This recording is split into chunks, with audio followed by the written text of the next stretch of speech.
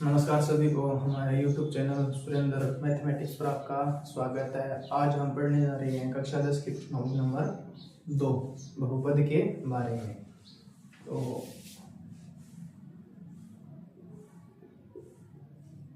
बहुपद ये प्रश्नावली नंबर 2।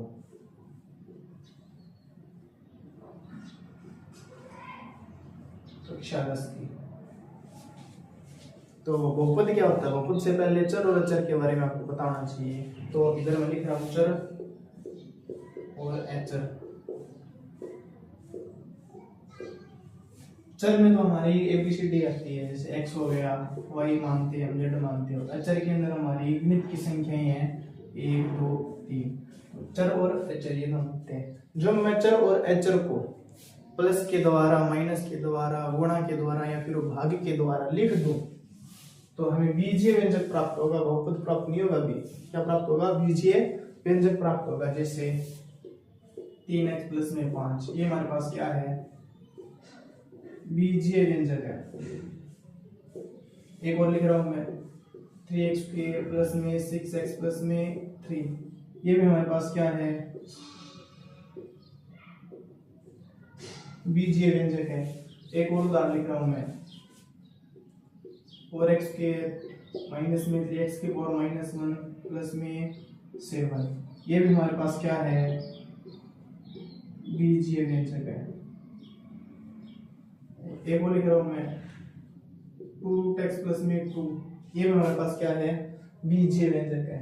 तो ये बहुपद कब होगा? ये बहुपद तब होगा जब चर की घात क्या होनी चाहिए? पूर्ण संख्या होनी चाहिए। बहुपद कब होगा? बहुपद होगा यदि चर की घात क्या होनी चाहिए? पूर्ण संख्याएं होनी चाहिए। तो ये बहुपद होने की कंडीशन है। बहुपद तभी होगा, एक बीजीय व्यंजक बहुपद तभी होगा जब चर की घात क्या हो? पूर्ण संख्या हो। जैसे इसमें चर की घात कितनी है? 1, पूर्ण संख्या है, तो ये हमारे पास क्या है? बहुपद है। ये क्या होगा? बहुपद होगा। इसके अंदर यहाँ पर चर की घात कितनी है? 2, यहाँ पर चर की घात कितनी है? 1, 2 भी पूर्ण संख्या है, 1 भी पूर्ण संख्या, तो ये भी हमारे पास क्या बन गया? बहुपद बन गया। उसके बाद में यहाँ पर x की पावर 2, ये हमारे पास क्या है? चर की घात पूर्ण संख्या है, लेकिन यहाँ पर चर की घात पूर्ण संख्या नहीं है। यहाँ पर माइनस 1 है। पूर्ण संख्या कौन सी होती है? पूर्ण संख्याएं जो 0 1 2 3 से शुरू होकर चलती रहती है, पूर्ण संख्या बोलते हैं। तो -1 इसके अंदर शामिल नहीं है, इसलिए बहुपद नहीं है। इसमें चलिए x, इसकी घात कितनी है? इसकी घात है 1/2, मतलब इसको कैसे लिख सकते हैं? x की पावर 1/2। यहाँ पर चर की घात 1/2 है, जो कि पूर्ण संख्या नहीं होती, ये भी क्या नहीं है? बहुपद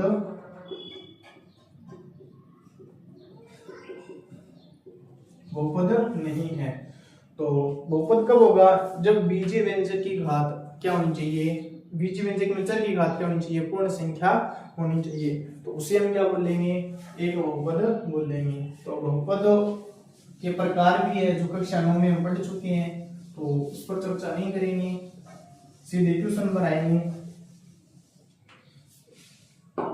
अब है प्रश्नावली 2.1। प्रश्नावली 2.1। 2.1 में से बोर्ड एग्जाम के अंदर 1 नंबर का क्वेश्चन आता है, और उसके अंदर हमें एक आकृति दी होती है, ग्राफ मिलेगा, और उसमें हमें शून्य बताने होंगे। कैसे बताओगे? देखो, पहली आकृति बना देता हूं मैं। ये सभी को पता है क्या है? x है, और ये क्या है? y है। इसमें ये लाइनें दी हैं, ये x को कितनी बार काट रही है? देखो x ये है, x को एक बार काट रही है, तो इसमें कितने शून्य हैं? 1 शून्य है। एक आकृति ये बना दी मैंने। ये x को कितनी बार काट रही है? ये हमारा x, पहली बार यहाँ पर काट दिया, दूसरी बार यहाँ पर काट दिया, तो कुल कितनी बार काट दिया? 2 बार। तो इसके कितने शून्य का है? 2 शून्य का है, पहला शून्य का और दूसरा शून्य का।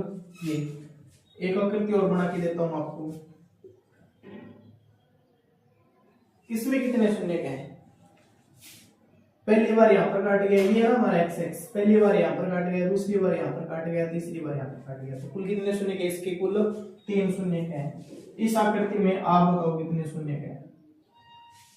इसमें कितने शून्य का है? ये एक्स एक्स को एक ही बार काट रहे हैं, तो इसके कितने शून्य हो गए? 1 शून्य हो गया।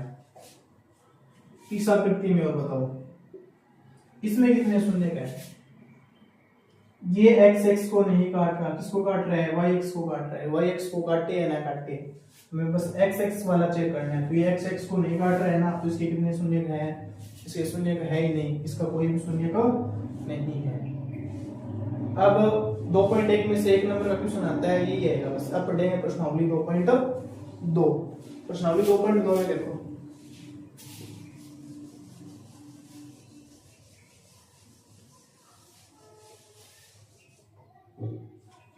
प्रश्नावली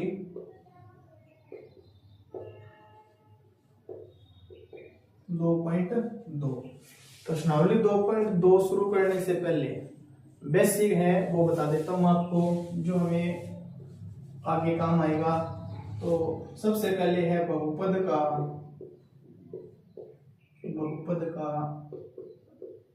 व्यापक रूप। बहुपद का व्यापक रूप क्या होता है? बहुपद का व्यापक रूप ax स्क्वायर प्लस में bx प्लस में c होता है। यहाँ पर x स्क्वायर का गुणांक क्या है? x स्क्वायर का गुणांक, x स्क्वायर का गुणांक क्या है? a। x का गुणांक क्या है? x का गुणांक है b। और अचर पद कौन सा है हमारे पास? अचर पद हमारे पास है c। तो बहुपद का व्यापक रूप ax square plus bx plus c। जो x स्क्वायर की गुणा में है वो क्या है? a। जो x की गुणा में है वो क्या होगा? b। और अचर पद c, इसके गुणा में कोई भी चर नहीं होगा। तो इसके अंदर पहला रहेगा शून्यकों का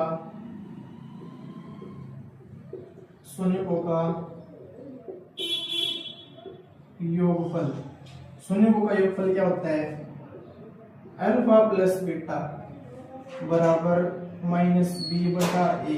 यदि इसके शून्य क्या हो? अल्फा और बीटा हो। इसके 2 शून्य होंगे ना, अधिकतम घात कितनी है? 2, तो कितने शून्य होंगे? 2 शून्य होंगे। पहले को क्या मान लिया हमने? अल्फा, दूसरे को क्या मान लिया हमने? बीटा। तो इसके अंदर सत्यता की जांच करनी है, ये सत्यता की जांच पूछेगा।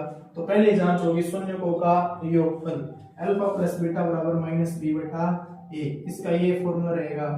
और दूसरा रहेगा शून्यकों का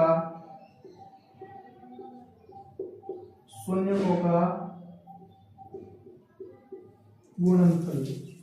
शून्यकों का गुणनफल बराबर में क्या आएगा? सी बटा ए। v आपको पता है, v क्या होता है? v क्या है? x का गुणांक। v क्या है? x का गुणांक।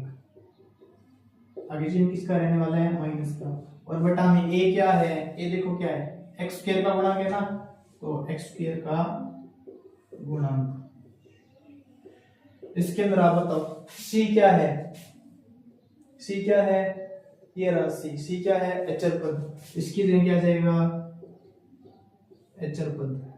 और बटा में a क्या है? a ये रहा। a क्या है? x स्क्वायर का गुणांक है, तो x स्क्वायर का गुणांक। तो पता चल गया ना, c क्या है, a क्या है, b क्या है और a क्या है। तो पहली जांच रहने वाले शून्यकों का योगफल और दूसरी जांच रहने वाले शून्यकों का गुणनफल। अब प्रश्नावली 2.2 के क्वेश्चन करेंगे। तो पहला क्वेश्चन देखो,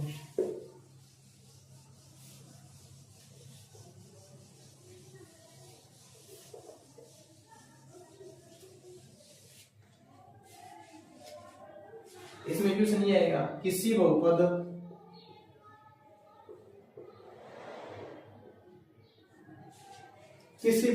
px के लिए इसमें आएगा निम्न द्विघात बहुपदों के, इसमें क्वेश्चन आएगा निम्न द्विघात बहुपदों के शून्यक ज्ञात कीजिए, शून्यक ज्ञात कीजिए तथा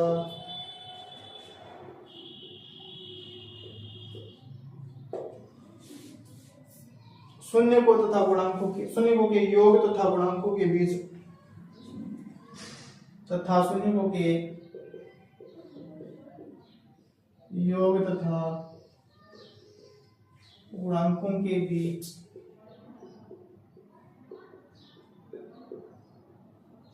सत्यता की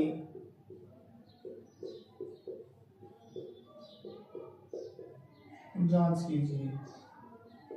ये क्वेश्चन आएगा। इसके अंदर पहला क्वेश्चन है, इसके अंदर पहला क्वेश्चन है x square minus 2x minus 8, x square minus 2x minus 8।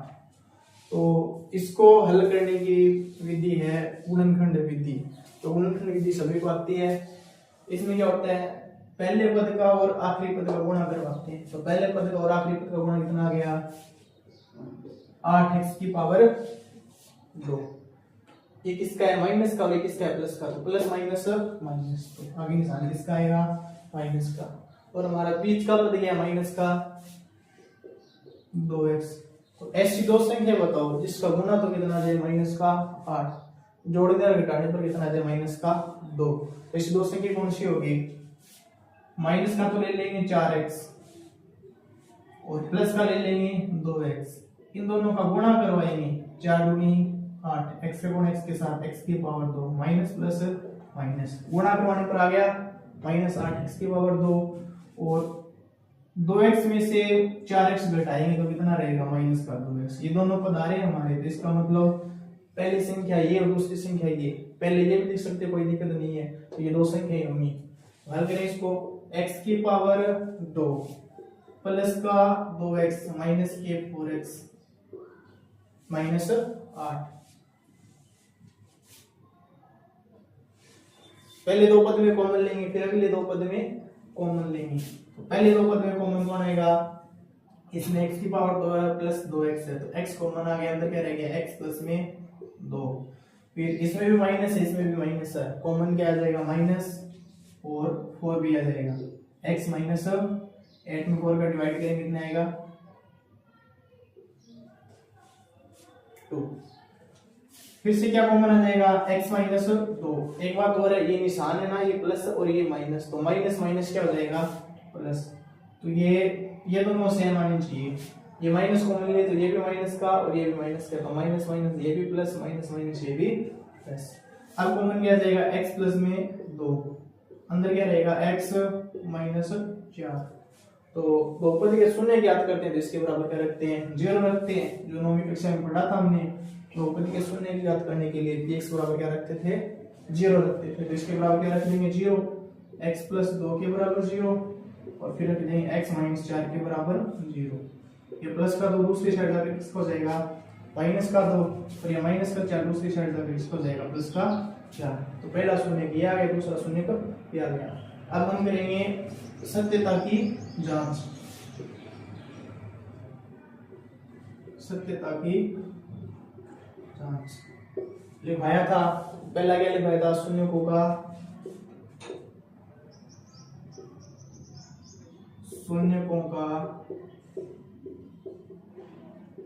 योगफल। पहले शून्य को क्या मानते थे, अल्फा, इसको अल्फा मान लेंगे, इसको क्या मान लेंगे, बीटा।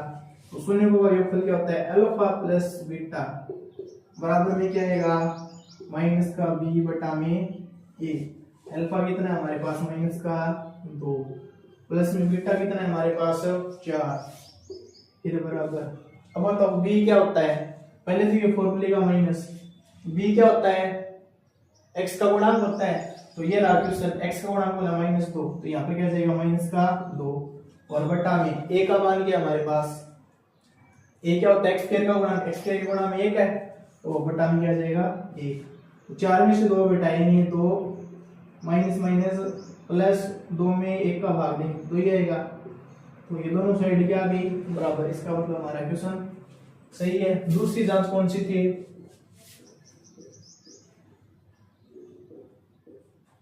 शून्यकों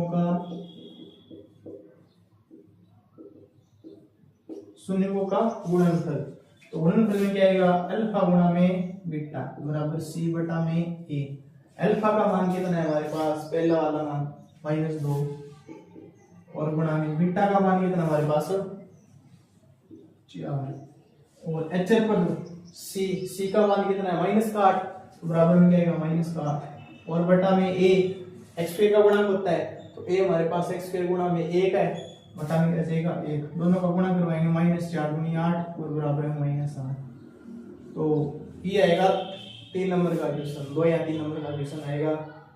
ये आपको मिलेगा, इसमें पूछ लेगा, ये मिलेगा आपको, इसमें पूछ लेगा कि द्विघात बहुपद के शून्य की ज्ञात कीजिए तथा सत्यता की जांच कीजिए, तो ये इतना करके आना आपको 2 या 3 नंबर का बोर्ड एग्जाम के अंदर आएगा, हर बार आता है। अगला क्वेश्चन हमारा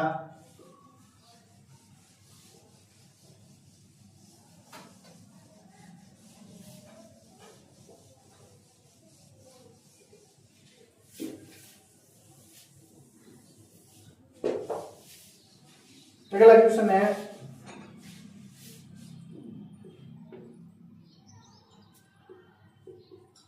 4s² - 4s + 1 -4s + 1,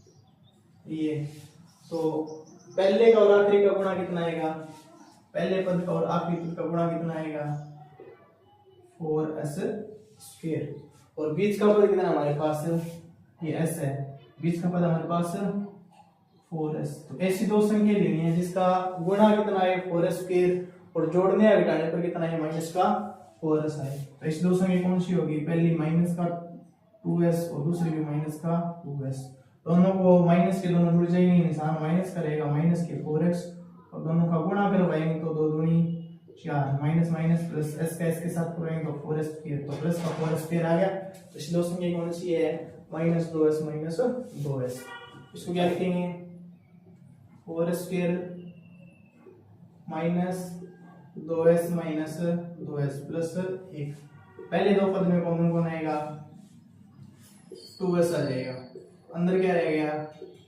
2s², s का भाग देंगे तो कितना आएगा s माइनस ये पूरा का पूरा पद बाहर है तो इसमें 1, इन दोनों में कॉमन क्या आएगा, कुछ भी कॉमन दिखाई नहीं दे रहा, इसका मतलब इसके गुणा में भी 1 है और इसके गुणा में भी 1 है, तो कॉमन क्या जाएगा 1, अंदर ये सेम का सेम, माइनस का कॉमन आ गया तो निशान चेंज हो जाएंगे, माइनस माइनस प्लस, माइनस का 2s प्लस माइनस -1, ये दोनों पद सेम आने चाहिए, दोनों सेम आ गए, फिर से क्या कॉमन आ जाएगा, ये वाला पद कॉमन आ जाएगा 2s -1, अंदर क्या रह जाएगा 2s -1, बहुपद का शून्य ज्ञात करने के लिए बराबर रख देंगे 0, पहले इसके बराबर 0 रखेंगे 2s -1 बराबर 0, इसके बराबर 0 रखेंगे 2s -1 बराबर 0, इसमें s का मान कितना आएगा, माइनस के एक दूसरी साइड जाकर प्लस का, और s के गुणा में 2 है, इसमें आ जाएगा भाग में, इधर भी 1/2, तो दोनों मान सेम आए हैं, तो अब करेंगे सत्यता की जांच,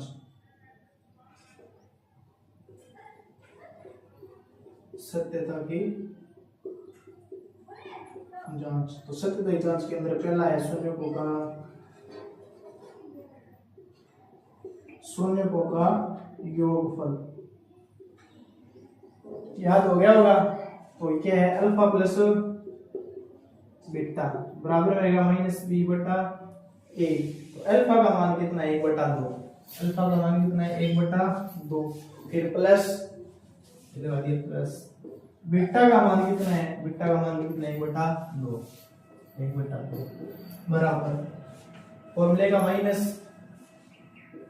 b का मान कितना है हमारे पास, x का गुणा के लिए आया था, इधर x की जगह s है तो s का गुणा कितना -4, और बटा में a का मान कितना है, a का मान s² के गुणा में 4, आधे और आधे को जोड़ेंगे तो कितना आएगा 1, माइनस माइनस प्लस, 4 में 4 का भाग देंगे 1, दोनों साइड आ गए बराबर, दूसरी जांच कौन सी है? शून्यकों का गुणनफल। दूसरी जांच है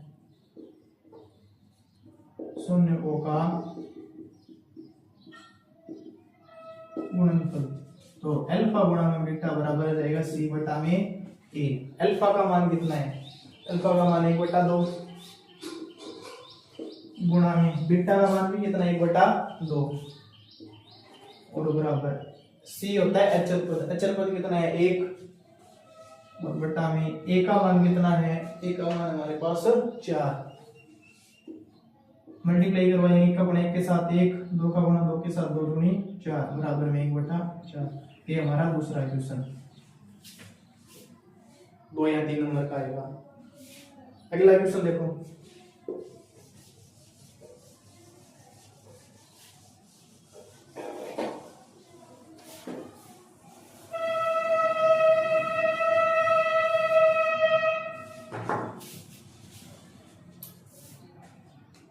अगला क्वेश्चन हमारा पहले का तीसरा